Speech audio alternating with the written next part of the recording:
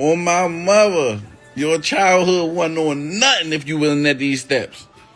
On my mother, this when that group shit was going on. If you was beefing with Fly Money or the Check It or something like that, they catch you down here, you getting your ass whooped. They gonna beat the shit out you. This was Southwest and Highly Paid. They was beefing. They used to get it in down here. But if you weren't down here as a kid, you wasn't on nothing. These new generations, they don't know shit about these steps. All that pose shit and all that, that's some new shit. But if you wasn't stealing from American Apparel, Urban Outfitter, get a little fit right quick, you wasn't on nothing as a kid. If you beefing, you come down here with your crew. You don't come down here bullshitting around playing. They gonna beat the shit out you.